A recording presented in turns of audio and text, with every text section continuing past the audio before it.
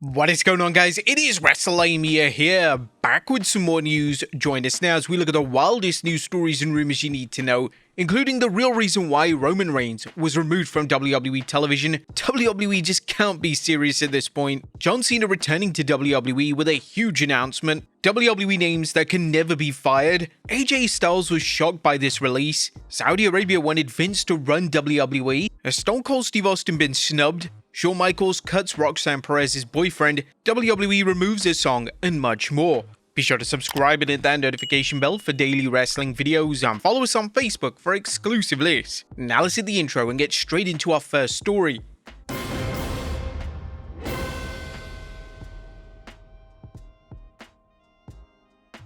Now our first story looks at the real reason why Roman Reigns was removed from WWE television.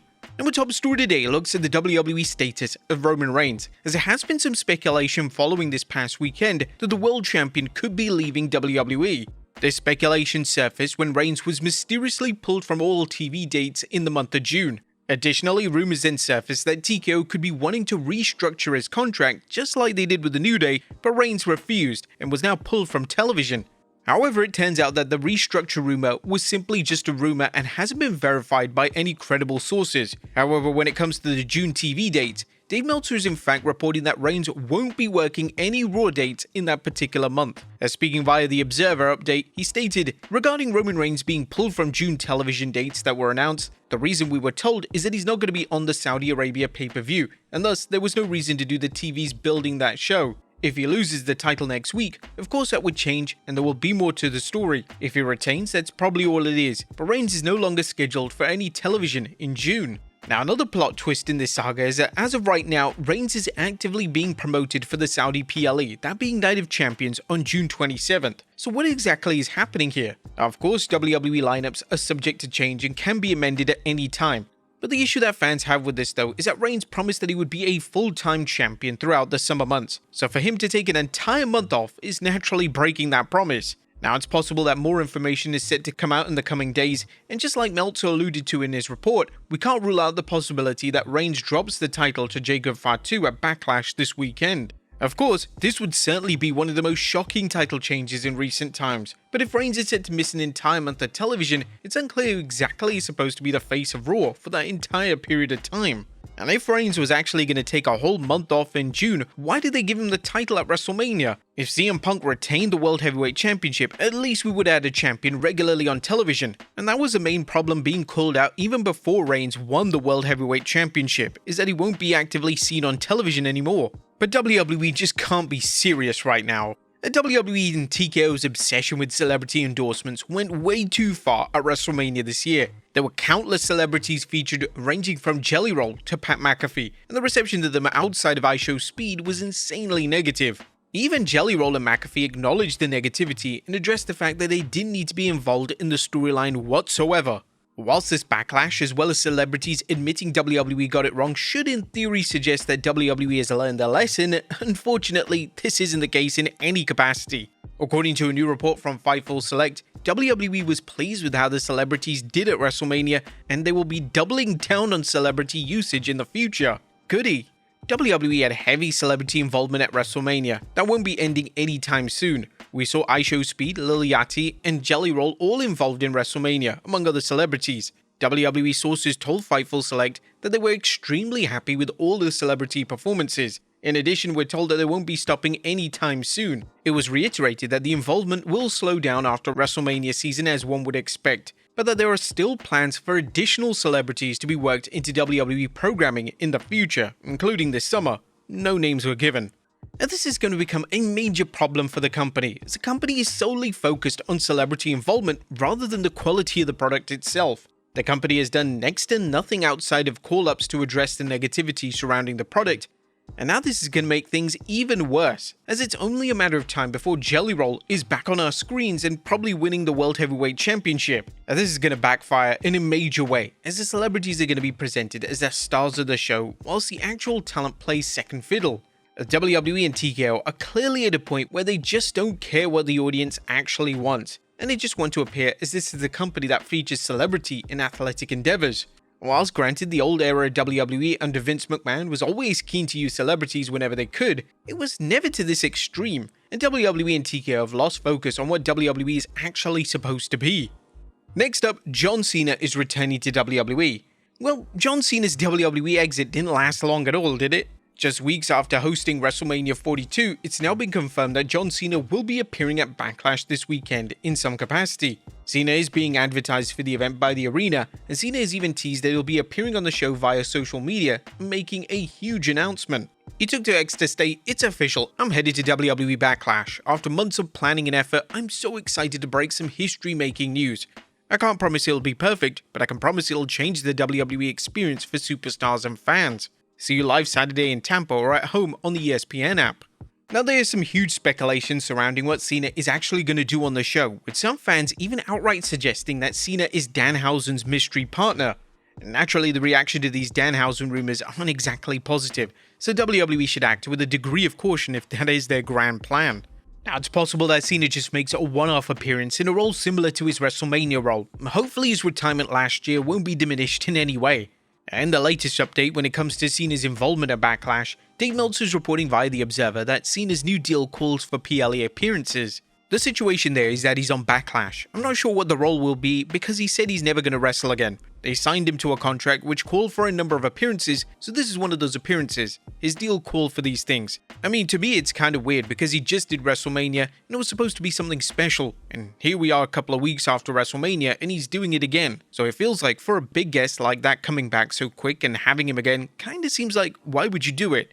But I think the mentality is that John Cena is important and getting him on TV is important. He's signed for a number of dates, so that's one of them. That's it.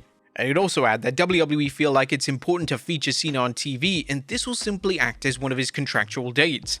Of course, this is also going to be a big mover of ticket sales, as having John Cena on the show is certainly going to move a few tickets here and there. But what exactly is this surprise announcement that he's going to make? Is he pregnant? Well, obviously not. Could John Cena even reveal the WrestleMania 2028 location? This history-making news is probably going to have something to do with the WWE Club subscription. You know how WWE likes to hype up the most smallest things, and this is definitely one of them. And it's probably going to be like Cena saying, your first month is going to be $100 only for this limited time, just to get a few keychains and some odd t-shirts. I mean, seriously, is anybody going to subscribe to that? Next up, WWE names that can never be fired. And WWE releases are the talk of the wrestling world right now, with fans trying to work out why TKO is trying to reshape so many contracts at one time. The latest news when it comes to contracts comes from Dave Meltzer, and in his Observer update today, Meltzer states that only 1 or 2 guys in WWE have no-cut contracts, meaning they can't be fired for any reason. I believe that there may be 1 or 2 guys with no-cut contracts in WWE, but it's very, very few. And I know the top guys who tried to get no-cut contracts, and they were told no, as they were told, but we're never going to cut you, but they still wouldn't put it in writing. Now, he failed to expand on what names are under these contracts, but logic could suggest it's names at the very top of the card, such as Roman Reigns and Cody Rhodes. Right now, I can't ever see them being released for anything. Next up, AJ Styles was shocked by a WWE release. AJ Styles has made his first official comment since the WWE releases were publicly revealed. According to AJ on his podcast this week, he believes that Kairi Sane's release made everyone confused, and it legit caught him completely off guard. The one that everyone's talking about, and the one that I am most baffled about, is Kairi Sane. Yeah, I think that's, everybody's a little confused. Oscar and her as a tag team, and then it just kind of, we don't know exactly what the case is. I mean, that one caught me off guard as well, because it was a great tag team thing. I feel like Kairi is doing her best work as of now. So I wish I had answers. I don't have these answers for you guys. I don't. So I don't know what this means for her. I don't know. I mean, is she done wrestling? Is she gonna go back to Stardom? Like, what's next for Kairi Sane? But I know that she was loved and she was amazing. And I just hate that. We are still yet to have a credible reason why Sane was let go. The report that Sane wanted to go back to Japan has already been debunked by her, so we're left in the dark, just like AJ. Next up, Saudi wanted Vince to run WWE. And new information is surfacing relating to other names that were in the running to purchase WWE. It's been heavily reported that Saudi Arabia were in the running to buy WWE before TKO. And according to Dave Meltzer via X, if Saudi ended up purchasing WWE, they would have kept former chairman Vince McMahon in charge of the company. The Saudis had an opportunity to buy WWE, and they would have kept Vince in charge if they had. They ended up deciding not to make an offer. Emmanuel did not make the offer, he did to flip it. Other key names who could have potentially purchased the company include Tony Khan. It'll be interesting to know if these names would still be interested if TKO decided to sell up over the next few years. Next up, has Stone Cold been snubbed? It's been widely reported that WWE Hall of Famer Stone Cold Steve Austin was backstage at WrestleMania 42 this year. This left a lot of fans questioning why WWE wouldn't use one of their biggest stars of all time. And according to Sean Ross Sapp during a Fightful Select Q&A, there were pitches and discussions for Austin to be involved on screen at WrestleMania, but they never got very far.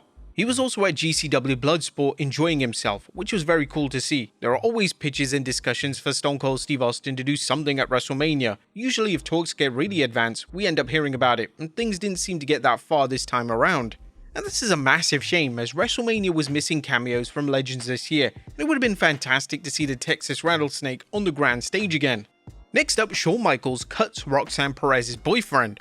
It seems that Shawn Michaels made a surprising decision involving Drake Moreau, who is also the boyfriend of Roxanne Perez. Moreau, a developing talent in WWE's NXT, was informed that his time at the Performance Center had come to an end after several years with the company. The situation unfolded after one of Moreau's matches when Michaels called him into the office to deliver the news. Although the coaches reportedly spoke highly of him, Michaels explained that WWE must evaluate how long they invest in their talent before seeing some results. The reality is, we simply just do not have a place for you right now in NXT. You've been here for how many years now? Almost 3? And look, all of the coaches, everybody here speaks extremely highly of you. The reality is though, after a certain amount of time, we have to make decisions about how much more time and investment we're going to put into somebody before they start to get this. So with that said, unfortunately, your time here at the PC is going to be over with. The reality is we simply just don't have a place for you right now in NXT. But the other side of that coin is, there's a huge opportunity for you in AAA. Now, while he was understandably disappointed by the decision, he did react positively to the chance to compete somewhere else. Hopefully he does come back to WWE with better experience.